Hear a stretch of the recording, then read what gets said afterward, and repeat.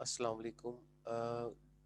Last lecture में हमने process synchronization का टॉपिक स्टार्ट किया था और इस हवाले से हमने कुछ बड़े इंपॉर्टेंट चीज़ें डिस्कस की थी, जिसमें हमने क्रिटिकल सेक्शन क्या होता है, क्रिटिकल सेक्शन प्रॉब्लम को हमने डिस्कस किया था।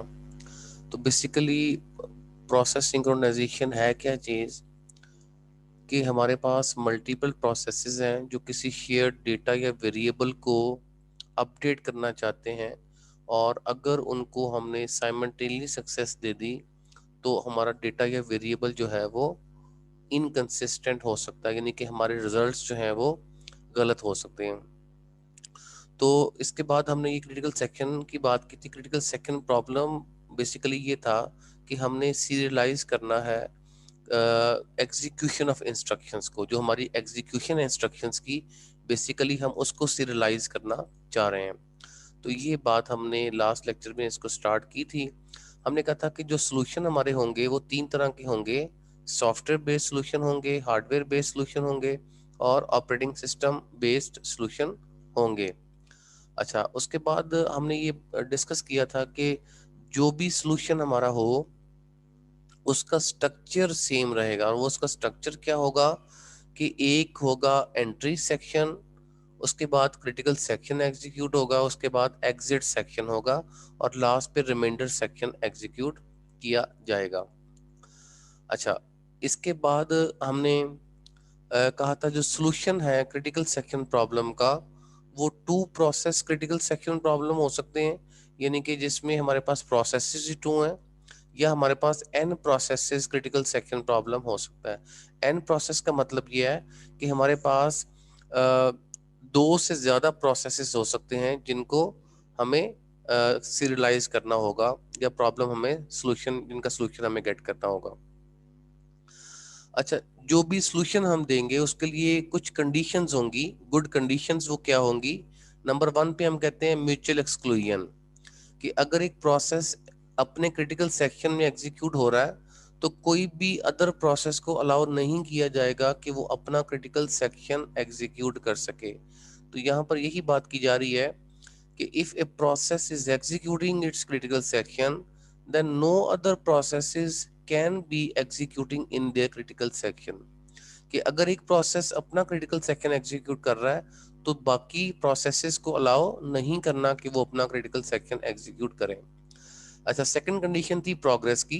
तो प्रोग्रेस में हमने ये कहा था कि अगर कोई भी प्रोसेस क्रिटिकल सेक्शन एग्जीक्यूट नहीं कर रहा और कुछ प्रोसेसेस ऐसे हैं जो अपने क्रिटिकल सेक्शन एग्जीक्यूट करना चाहते हैं, तो वो प्रोसेसेस जो अपने रिमाइंडर सेक्शन में एग्जीक्यूट नहीं कर रहे, वो डिसाइड करेंगे कि कौन सा प्रोसेस होगा जो अपने क्रिटिकल सेक्शन को नेक्स्ट एग्जीक्यूट करेगा।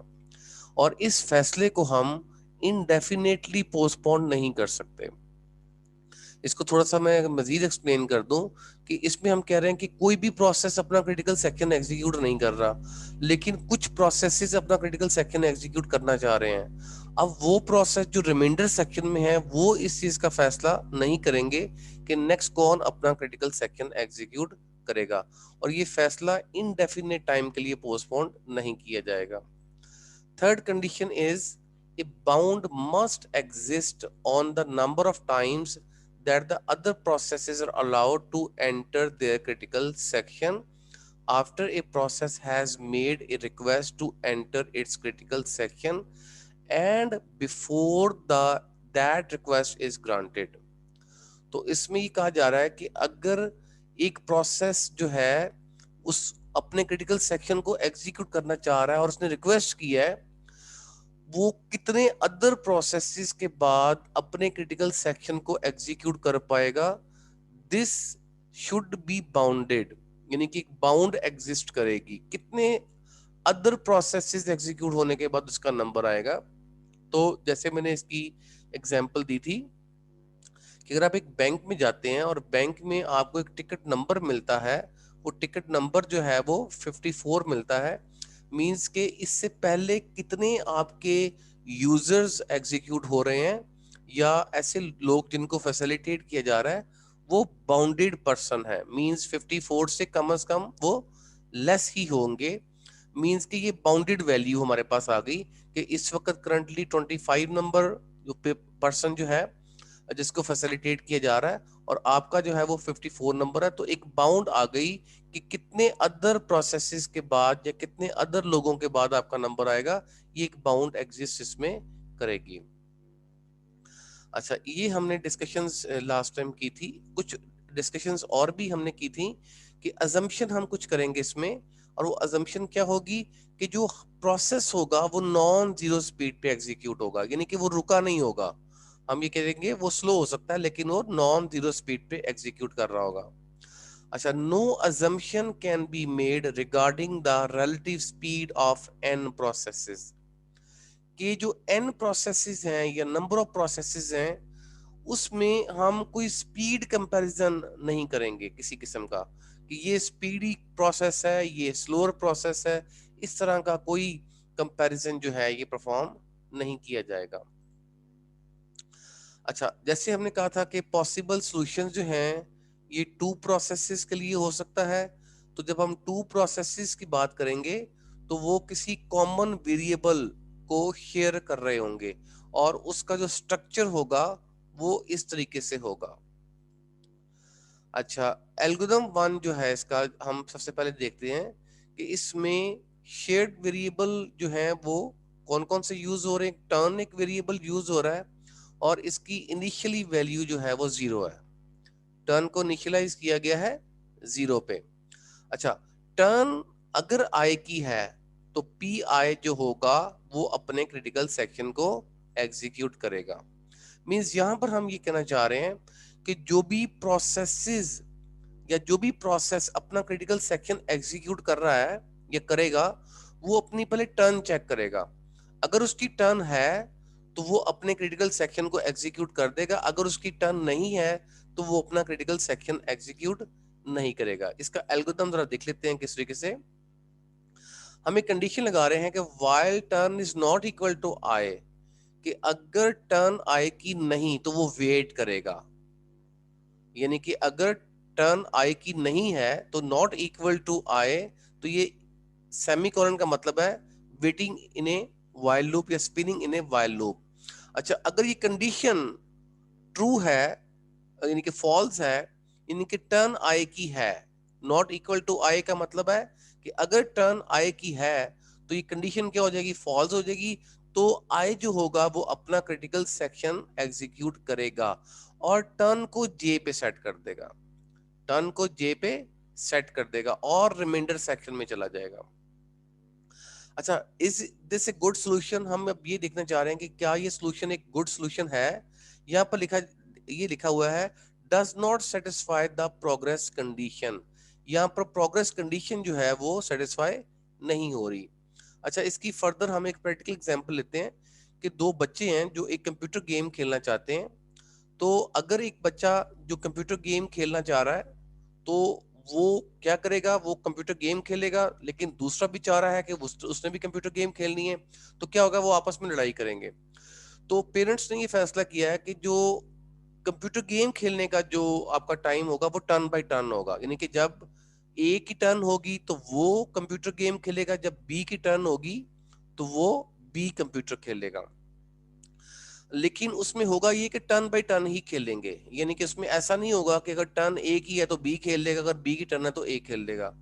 अच्छा, इसका नुकसान या इसका ड्रॉबैक क्या है कि अगर ए जो है वो कंप्यूटर गेम खेलना चाह रहा है लेकिन उसकी टर्न नहीं है, टर्न किसकी है, बी की है, तो बी को वेट करना पड़ेगा ए को कि बी कंप्यूटर गेम कब खेलेगा। अब बी कह रहा है कि मैंने कंप्यूटर गेम कब खेलनी है मुझे इसका नहीं पता, अब मैं 1 घंटे बाद खेलूंगा 2 घंटे बाद।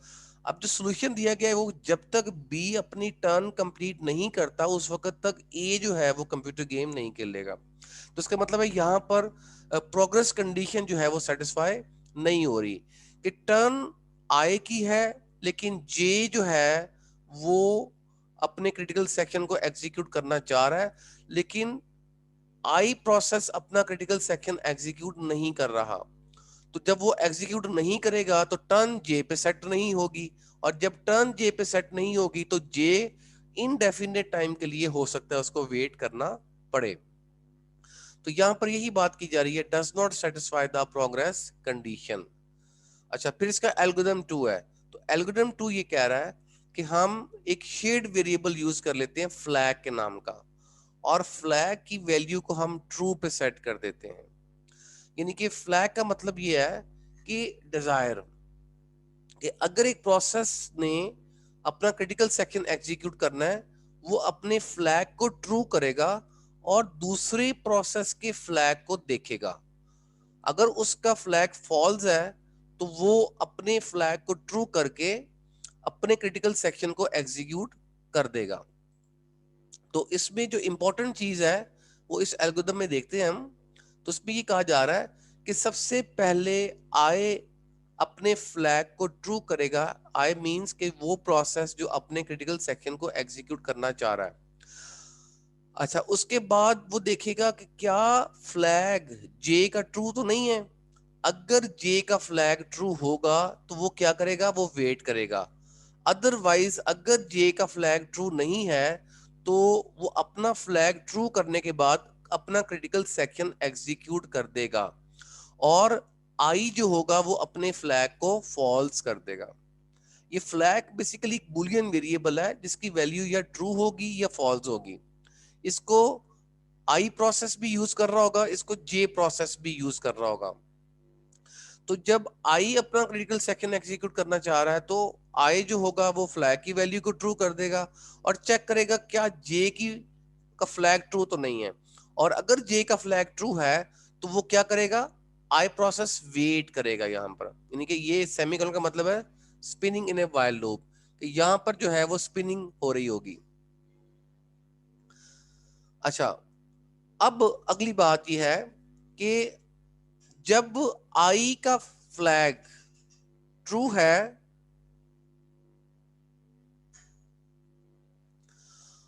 और उसने अपना क्रिटिकल सेक्शन एग्जीक्यूट कर दिया तो वो अपने फ्लैग को उसके बाद फॉल्स कर देगा।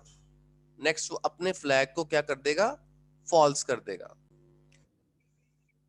अच्छा, तो आप ये देख सकते हैं यहाँ पर लास्ट पे लिखा हुआ है does not satisfy the progress condition. यहाँ पर ये प्रोग्रेस कंडीशन सेटिस्फाई क्यों नहीं हो रही।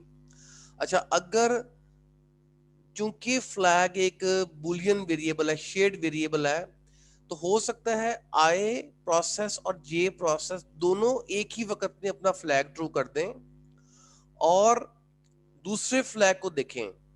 देखें फॉर एग्जांपल के पी आई ने भी अपना फ्लैग ट्रू कर दिया एक ही वक्त में, क्योंकि कंकरेंट प्रोसेसेस हैं, और पी जे ने भी अपना फ्लैग को ट्रू कर दिया। अब होगा ये कि जब पी आई ने अपना फ्लैग ट्रू किया उसी वक्त पी जे ने भी अपना फ्लैग ट्रू कर दिया, तो अब जे ये देख रहा है कि आई का फ्लैग ट्रू है, आई ये देख रहा है जे का फ्लैग ट्रू है, हालांकि दोनों अपना क्रिटिकल सेकंड एग्जीक्यूट नहीं कर रहे।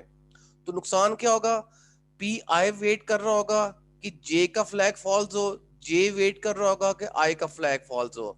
क्योंकि दोनों ने एक ही वक्त में अपने फ्लैग ट्रू कर दिए हैं तो दोनों वेट करेंगे, स्पिन करेंगे व्हाइल लूप में ये देखने के लिए कि किसका फ्लैग फॉल्स होता है। लेकिन चूंकि दोनों का एक ही वक्त में फ्लैग ट्रू हो चुका है तो दोनों जो हैं वो क्रिटिकल सेक्शन एग्जीक्यूट नहीं कर पाएंगे और ये इनफाइनाइट एक कंडीशन में चले जाएंगे जिसमें कोई भी अपने क्रिटिकल सेक्शन को एग्जीक्यूट नहीं कर पाएगा। तो इसके बाद हम ये देखते हैं कि इसका थर्ड सॉल्यूशन क्या होगा। तो थर्ड एल्गोरिथम में हम क्या कर रहे हैं, हम फ्लैग और टर्न दोनों को एक ही वक्त में यूज कर रहे हैं। अच्छा, जो पहला एल्गोरिथम था उसमें ड्रॉबैक क्या था कि एक ए पर्सन है या ए बच्चा है जो कि गेम खेलना चाह रहा है और उसकी टर्न नहीं है, टर्न बी की है लेकिन बी गेम नहीं खेल रहा। तो उसका नुकसान क्या होगा, ए को वेट करना पड़ेगा उस वक्त तक जब तक वो अपनी टर्न कंप्लीट नहीं कर लेता। तो यहां पर ये किया जा रहा है थर्ड एल्गोरिथम के अंदर, कंबाइन किया जा रहा है फर्स्ट एल्गोरिथम और सेकंड एल्गोरिथम को। यानी कि उसमें फ्लैग भी यूज करेंगे और इसमें हम टर्न भी यूज करेंगे। अब यहां पर ये देखा जाएगा कि टर्न किसकी है। अगर टर्न आई की है तो वो अपने फ्लैग को सबसे पहले किया जाएगा फ्लैग को ट्रू। जैसे फॉर एग्जांपल आई अपने क्रिटिकल सेक्शन को एग्जीक्यूट करना चाह रहा है तो वो सबसे पहले अपने फ्लैग को ट्रू करेगा और ट्रू करने के बाद वो टर्न चेक करेगा। अगर तो टर्न भी उसकी है तो क्या करेगा, अपने क्रिटिकल सेक्शन को एग्जीक्यूट कर देगा। अच्छा, अगर उसकी टर्न नहीं है, टर्न किसकी है, दूसरे बच्चे की टर्न है, तो क्या करेगा, वो वेट करेगा।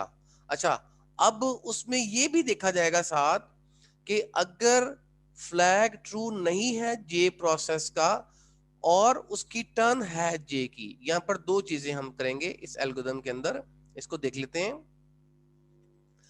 तो सबसे पहले आई ने अपना फ्लैग ट्रू किया और टर्न चेक की किसकी है, यानी कि अगर टर्न जो है अगर जे की है तो यहां पर देखा जाएगा कि अगर फ्लैग ट्रू है जे का और उसकी टर्न भी है, यहां पर दो चीजें देखी जाएगी।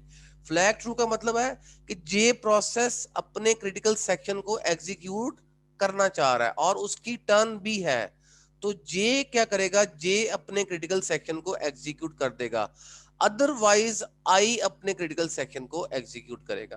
तो यहां पर ये देखिए, हमने यहां पर ये बात कही है कि जे आई ने अपना फ्लैग ट्रू किया है और वो टर्न चेक कर रहा है, टर्न किसकी है। तो अगर तो टर्न जे की है और फ्लैग भी जे का ट्रू है, तो यहां पर हमने दो कंडीशन n% साइन के साथ लगाई हैं कि फ्लैग भी जे का ट्रू है और टर्न भी जे की है। इट मींस कि जे अपने क्रिटिकल सेक्शन को एग्जीक्यूट करेगा। अच्छा, अगर ये कंडीशन फॉल्स है तो क्या होगा उसके, अच्छा इसमें एक और चीज ये है कि जब ये दोनों कंडीशन ट्रू होंगी तो यहां पर क्या है, यहां पर सेमीकोलन है, यानी कि spinning in a while loop है। यानी कि जब ये दोनों कंडीशन ट्रू है तो डू नथिंग मींस के टर्न भी जे की है और फ्लैग भी जे का ट्रू है, तो आई कुछ भी परफॉर्म नहीं करेगा। इसका मतलब है I will perform nothing by spinning in a while loop. अच्छा, जब ये कंडीशन फॉल्स रहेगी, कोई एक कंडीशन भी, मींस के फ्लैग जे का ट्रू नहीं है, बेशक टर्न उसकी है, तो कंडीशन की ओवरऑल क्या हो जाएगी, ये वाली कंडीशन फॉल्स हो जाएगी। जब ये कंडीशन फॉल्स हो जाएगी तो आई जो होगा वो अपना क्रिटिकल सेक्शन एग्जीक्यूट करेगा और एग्जीक्यूट करने के बाद अपने फ्लैग को फॉल्स कर देगा। देखिए यहां पर किया क्या था, सबसे पहले आई ने अपने फ्लैग को ट्रू किया था और टर्न को जे पे सेट किया था, टर्न इक्वल टू जे किया था, और अब ये देखा है कि अगर टर्न जे की है और फ्लैग भी ट्रू है तो I will do nothing by spinning in a while loop. Otherwise अगर ये कंडीशन फॉल्स है तो आई क्या करेगा, आई अपने क्रिटिकल सेक्शन को एग्जीक्यूट करने के बाद फ्लैग को फॉल्स करेगा और रिमाइंडर सेक्शन से निकल आएगा। Algorithm 3 meets all three requirements: mutual exclusion, turn can have only one value at a given time, यानी कि उसकी वैल्यू जीरो होगी या उसकी वैल्यू वन होगी। इसमें bounded wait at most one entry by a process and then the second process enters into its critical section, कि just एक एंट्री के बाद, किसी एक प्रोसेस की एक एंट्री के बाद सेकंड प्रोसेस अपने क्रिटिकल सेक्शन को एग्जीक्यूट कर पाएगा। तो यहां पर बाउंडेड वेट भी होल्ड करती है कंडीशन, ये वाली प्रोग्रेस भी होल्ड करेगी। इसमें exiting process sets its flags to false, यानी कि जो प्रोसेस एग्जिट हो रहा है वो अपने फॉल्स को क्या कर रहा है, सेट कर रहा है फॉल्स पे। ये देखिए ये जो बात लिखी गई है यहाँ पर कि आए जैसे क्रिटिकल सेक्शन से निकला उसने अपने फ्लैग को फॉल्स कर दिया। तो यहां पर देखिए यही बात की जा रही है कि exiting process sets its flags to false, come back quickly and set it to the true again, but set turn to the number of the other process। लेकिन टर्न किसकी हो गई है, अब टर्न हो गई है प्रोसेस वन की या अदर प्रोसेस की हो गई है। तो यहां पर बेशक वो अगर क्विकली आकर दोबारा अपने फ्लैग को ट्रू भी कर दे, चूंकि टर्न उसकी है तो वो दोबारा अपने क्रिटिकल सेक्शन को एग्जीक्यूट नहीं कर पाएगा। अच्छा, ये हमने दो एल्गोरिथम्स पहले देखे, एल्गोरिथम 1 और एल्गोरिथम 2, जिसमें हमने कुछ ड्रॉबैक्स देखे, और तीसरा एल्गोरिथम में हमने उन ड्रॉबैक्स के सॉल्यूशंस को देखा। अच्छा, अब हम चलेंगे n process critical section problem की जानब। एन प्रोसेस का मतलब ये है कि हमारे पास नंबर ऑफ प्रोसेसेस 2 से ज्यादा हैं, उनको हमने सिंक्रोनाइज करना है। तो यहां पर हम कह रहे हैं consider a system of n processes p0 to n-1, क्योंकि ये 0 से स्टार्ट हो रहा है तो n-1 तक जाएगा। Each process has A segment of code called a critical section. Her process का अपना कोड सेगमेंट होगा जिसको हम क्रिटिकल सेक्शन कहेंगे। When one process is executing its critical section, no other process is allowed to execute its critical section. जब एक process अपने critical section को एग्जीक्यूट कर रहा है तो अदर प्रोसेस को अलाउ नहीं करना कि वो अपने क्रिटिकल सेक्शन को एग्जीक्यूट करे। The critical section problem is to be design a protocol to serialise the execution of critical section.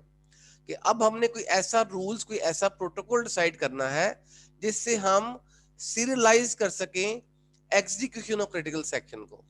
अच्छा, इसके लिए हम क्या करेंगे, एक एल्गोरिथम यूज करेंगे जिसका नाम है बेकरी एल्गोरिथम। अच्छा, एक साइंटिस्ट था लेस्ली लैम्पोर्ट। ये एक दफा क्या हुआ, एक दफा ये एक बेकरी में एंटर हुआ। वो बेकरी बेसिकली कुछ इस तरीके से थी, वहां पर हर चीज सिस्टमेटिक तरीके से होती थी। लोग एंटर होते थे और मल्टीपल एंट्री पॉइंट थे उस बेकरी के, और जो भी पर्सन जिस डोर से एंटर होता था वहां पर एक मशीन पड़ी होती थी। वो एक बटन प्रेस करता था और वहां से अपना टिकट नंबर गेट करता था। और टिकट नंबर गेट करने के बाद वो एक वेटिंग एरिया में जाकर वेट करता था और एक स्क्रीन पर नंबर चल रहा होता था। जैसे ही उसका नंबर कॉल होता था वो काउंटर पे जाता था और उसको सर्व किया जाता था। अच्छा, वन डे क्या हुआ, साइंटिस्ट ने देखा कि एक नंबर कॉल हुआ और 2 पर्सन सेम टिकट नंबर लेकर चले गए और काउंटर पे पहुंच गए। अच्छा, जो काउंटर पे मैनेजर बैठा हुआ था उसने देखा कि दोनों के टिकट नंबर सेम है। अब वो डेफिनेटली हुआ ये कि चूंकि मल्टीपल एंट्री पॉइंट थे उस बेकरी के, तो बाय चांस ऐसा हुआ कि 2 पर्सन एक ही वक्त में, क्योंकि डिफरेंट मशीन्स थी और जो एंट्री पॉइंट पे पड़ी हुई थी, एक ही वक्त में उन्होंने बटन प्रेस कर दिया और एक ही वक्त में उनको सेम नंबर जनरेट कर दिया गया। अब उसका सॉल्यूशन उसने ये दिया, उस मैनेजर ने, उसने कहा कि जो ओल्ड पर्सन है, चले एक एज का ज्यादा बंदा है तो उसको पहले फैसिलिटेट कर दिया जाए। उसने रिक्वेस्ट की यंगर वन को कि भाई आप थोड़ी देर वेट कर लें, क्योंकि बेशक टिकट नंबर सेम है लेकिन मैं जो ओल्डर पर्सन है इसको मैं थोड़ा सा जल्दी फैसिलिटेट कर लेता हूँ, उसके बाद देन मैं आपको फौरी तौर पे कॉल कर लूंगा। This gave birth idea of the bakery algorithm. यहाँ पर लेस्ली लैम्पोर्ट चूंकि ये क्रिटिकल सेक्शन प्रॉब्लम पे वर्क कर रहा था, उसको आइडिया मिला यहाँ पर कि किस तरीके से वो क्रिटिकल सेक्शन प्रॉब्लम को सॉल्व कर सकता है। तो यहाँ पर होगा ये, before entering it's critical section process receives A ticket number, holder of the smallest ticket number enters it's critical section. अच्छा, अब यहाँ पर हमने बात की है कि उसने जैसे देखा कि भाई 2 लोगों के टिकट नंबर सेम आ गए हैं, तो अब क्या किया जाएगा, अब ये देखा जाएगा कि स्मॉल नंबर कौन सा है, यानी कि प्रोसेस आईडी कम किसका है। तो अगली कंडीशन ये देखी जा रही है कि if processes P I and P J receive the same number, जैसा कि बेकरी में हुआ, तो फिर ये देखा जाएगा कि अगर आई की वैल्यू जे से कम है तो देन पी आई को सर्व किया जाएगा, एल्स पी जे को सर्व किया जाएगा। The ticket numbering scheme always generates the numbers in the increasing order of enumeration, कि वो जो increasing order जो है 1 2 3 4 5 इस फॉर्मेट में वो टिकट्स नंबर जनरेट किए जाएंगे। अच्छा, इसकी नोटेशन क्या होगी कि एक तो पैरामीटर होगा टिकट नंबर का, दूसरा होगा उसका प्रोसेस आईडी। तो ये 2 चीजें क्यों ली गई हैं, जैसे कि अभी हमने देखा है कि अगर 2 लोगों का टिकट नंबर या 2 प्रोसेसेस का टिकट नंबर सेम आ जाता है तो प्रोसेस आईडी देखा जाएगा। तो प्रोसेस आईडी डेफिनेटली दोनों का सेम नहीं होगा। तो यहाँ पर ये देखा जा रहा है कि ए बी का कंपैरिजन सी डी के साथ किया जा रहा है कि अगर ए की वैल्यू लेस देन है सी से। अब ए क्या है, ए टिकट नंबर है, एक प्रोसेस का, सी क्या है, टिकट नंबर है दूसरे प्रोसेस का, बी क्या है, प्रोसेस आईडी है पहले प्रोसेस का, और डी क्या है, प्रोसेस आईडी है दूसरे प्रोसेस का। तो यहां पर कंडीशन ये देखी कि अगर ए की वैल्यू लेस है या ए की वैल्यू बराबर है सी के, फिर उसके साथ एंड कंडीशन लगा दो और इसके साथ बी लेस देन डी है कि बिल फर्ज ए और सी दोनों बराबर आ जाते हैं। अब ये देखा जाएगा आईडी कम किसका है, अगर बी का आईडी डी से कम है तो क्या किया जाएगा, जो हमारे पास पहला प्रोसेस है उसको सर्व किया जाएगा, मींस के मैक्स फंक्शन लगाया जाएगा, is the number k such that k is greater than a of i, और आई की वैल्यू कहां तक जाएगी, 0 से लेकर n-1। ये बेसिकली आई क्या है, ये इंस्टेंस है, ये नंबर ऑफ प्रोसेसेस हैं जो कि एग्जीक्यूट होना चाह रहे हैं या अपने क्रिटिकल सेक्शन को एग्जीक्यूट करना चाह रहे हैं।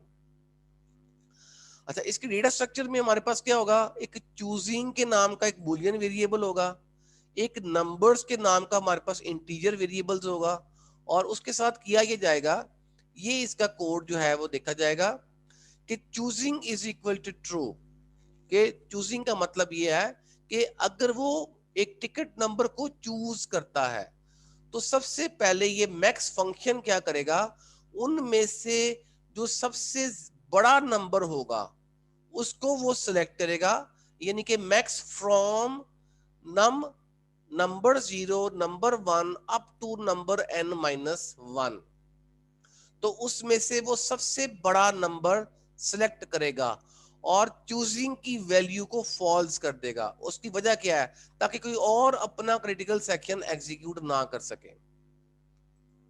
अच्छा, और जैसे ही ये काम नेक्स्ट पे जरा देख लेते हैं कि हम जब उसकी चूजिंग को फॉल्स कर देंगे तो अब यहां पर ये देखा जाएगा कि जो हमारे पास चूजिंग ऑफ जे है, क्या ये इक्वल टू 0 तो नहीं। इक्वल टू 0 का मतलब क्या है कि भाई एक प्रोसेस है वो सर्व ही नहीं कुछ करना चाह रहा या अपना क्रिटिकल सेक्शन ही एग्जीक्यूट नहीं करना चाह रहा, तो अगर उसकी वैल्यू 0 है it means it is not interested to execute its critical section.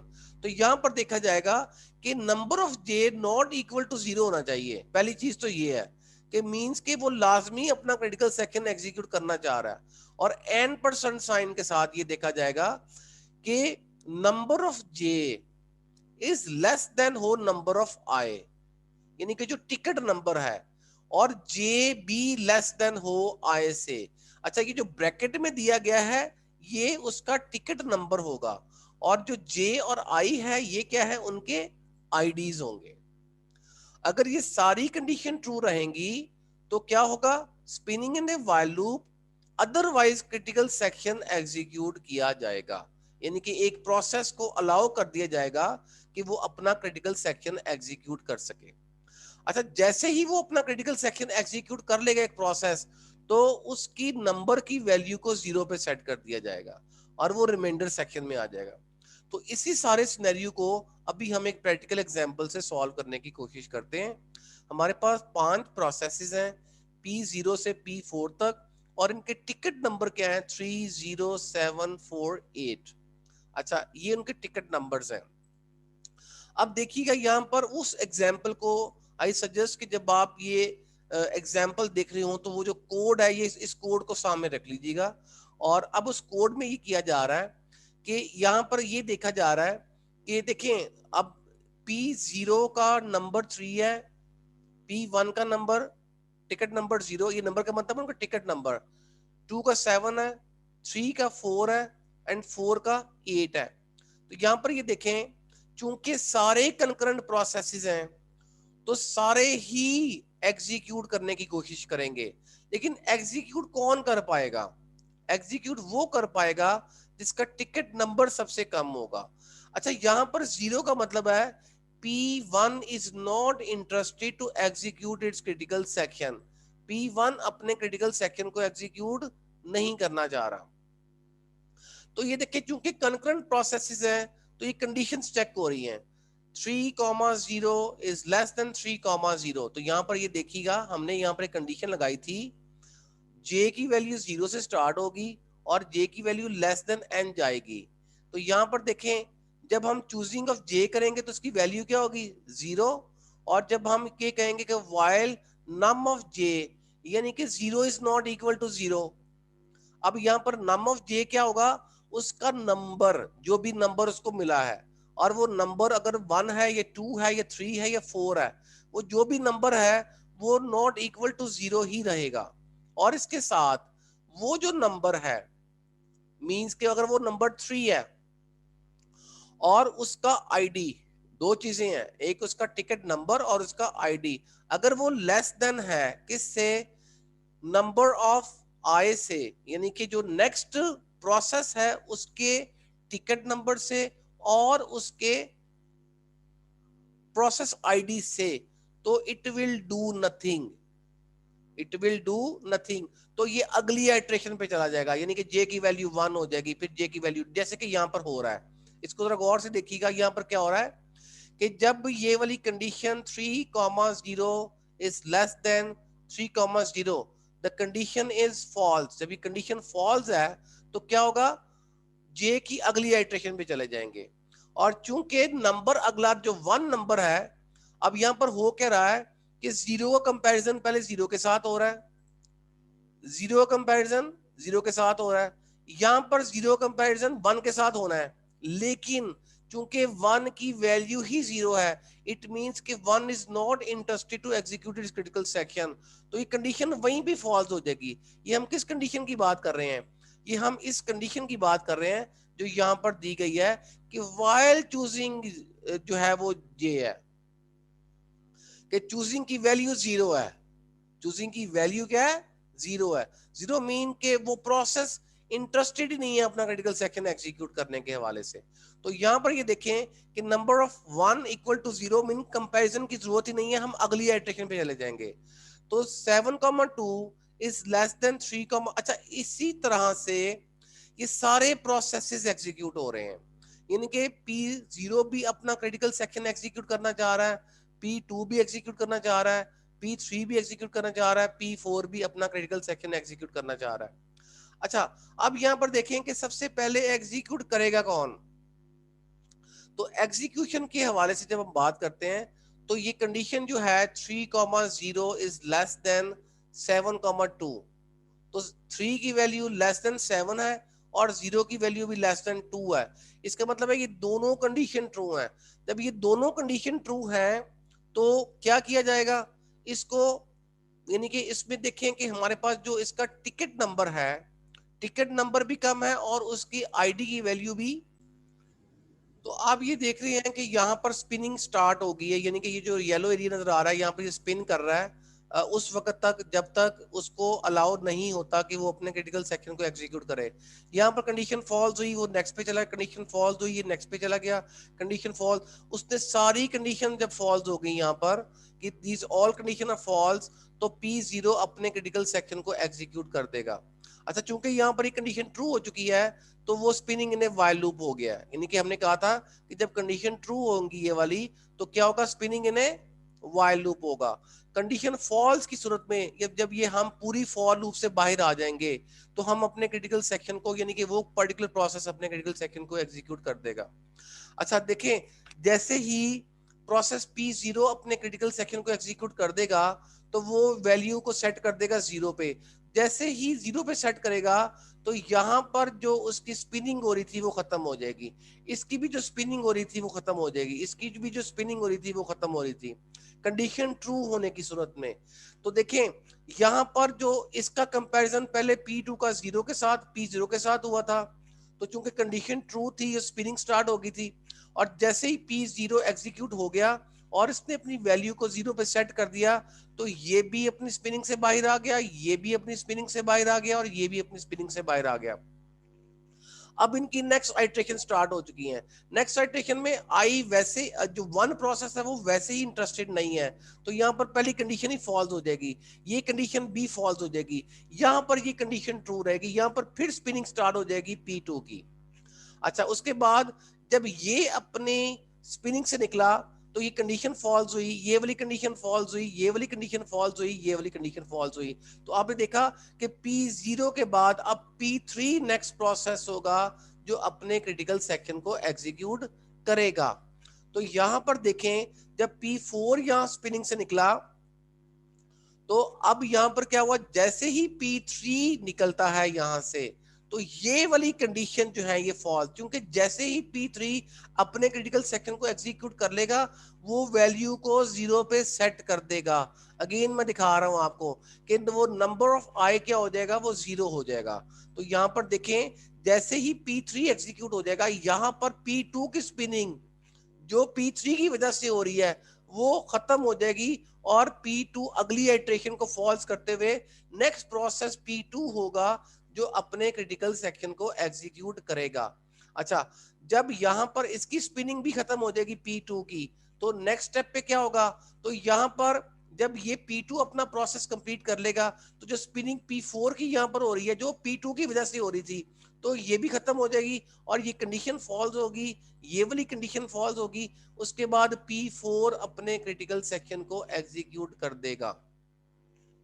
तो इसमें आपने ये देखा, सबसे पहले P0 क्रिटिकल सेक्शन एग्जीक्यूट करेगा और उसके बाद P3 अपने क्रिटिकल सेक्शन को एग्जीक्यूट करेगा। जैसे P3 अपने क्रिटिकल सेक्शन को एग्जीक्यूट करेगा, उसके बाद नेक्स्ट नंबर जो आएगा वो आप देख सकते हैं कि यहाँ पर P2 की बारी होगी, क्योंकि P2 में यहाँ पर वेट किसकी वजह से हो रहा है, ये P3 की वजह से वेट हो रहा है। जब P3 अपनी वैल्यू को 0 कर देगा तो ये कंडीशन यहाँ पर अगेन 0 के होने की वजह से ये फॉल्स हो जाएगी और अगली कंडीशन भी फॉल्स होने की वजह से तो ये P2 नेक्स्ट प्रोसेस होगा जो अपने क्रिटिकल सेक्शन को एग्जीक्यूट करेगा और P4 लास्ट प्रोसेस होगा जो अपने क्रिटिकल सेक्शन को एग्जीक्यूट करेगा। होपफुली ये चीजें अंडरस्टैंड हुई होंगी। इसको बहुत कीनली, बहुत डिटेल के साथ देखिएगा और इसमें कोई कंफ्यूजन हो, do ask me, then we can discuss these thing again.